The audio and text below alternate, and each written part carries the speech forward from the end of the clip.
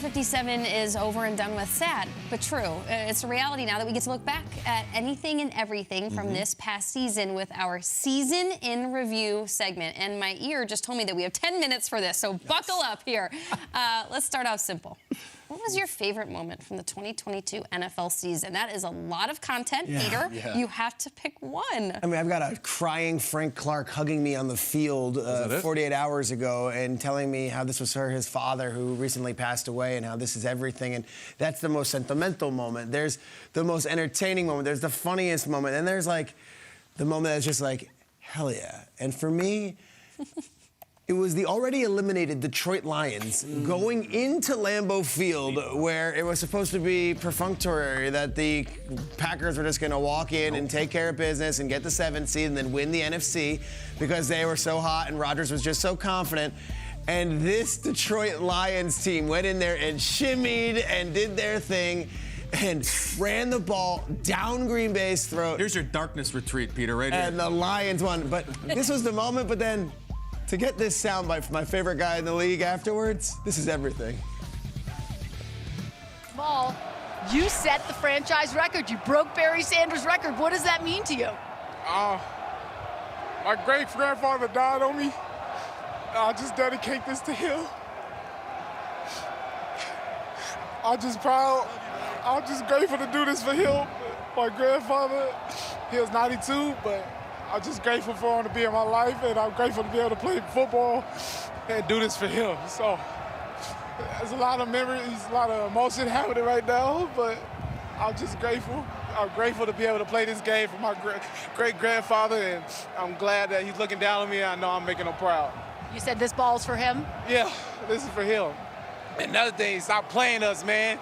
We the Detroit Lions. We the Detroit Lions. Stop playing with us. I don't even watch TV, but I heard everybody already picked the Packers over us. Stop playing with us. That's all I gotta say, man. Don't let these tears fool you. There's all dog around this mug. I'm good. Nothing better. There's nothing better than that soundbite. It's the entire range of emotions. We had Jamal at the table, and guys, let's go around real quick. I mean, Kyle, when Jamal's sitting there and he's talking about it. He's watching the whole thing. And then he explains that he had, in real time, he realized that he was going to become a meme and it's going to be a crying Jordan thing. So he was like, hold on, I'm not going to let you do that to me. And then he immediately segues into, it's all dog. It was awesome. Loved it. It was like a real-life popping of the thought bubble. And another thing. Yeah, it was.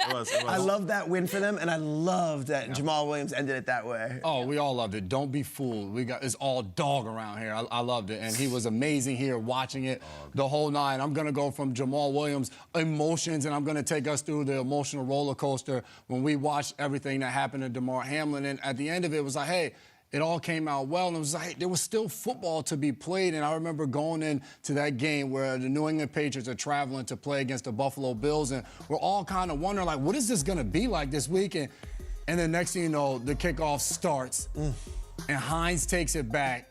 And the emotion in the stadium, and if you're watching at home, just what this moment meant, and hearing Buffalo Bills talk about it after the game and say, hey, it was 3 years and 3 months since Micah Hyde had taken a kickoff return back for a touchdown. To hear Josh Allen say it was bone-chilling after the game. You think about this season and everything that came of it. We're watching NFL Honors, and we're looking at Damar Hamlin on stage giving a speech with all the medical workers behind him, and what that meant for the NFL and everybody watching, fans of football and sport everywhere. And you think back to that moment, 2 kickoff returns in that game, the opening one going back. I hate my brother had to be on the field in the Patriots and they had to suffer that loss and know that their season was over. But for Buffalo, watching that, I think that would be a good takeaway for me this season of knowing, like, hey, I get a chance on Monday to go in and talk about what just transpired on Sunday, that type of game, and what sports can do to a lot of people. We're so lucky to touch all the parts of football. We unpack it every day of the week, and then we're sometimes so lucky that we get to watch games in person. We got to do so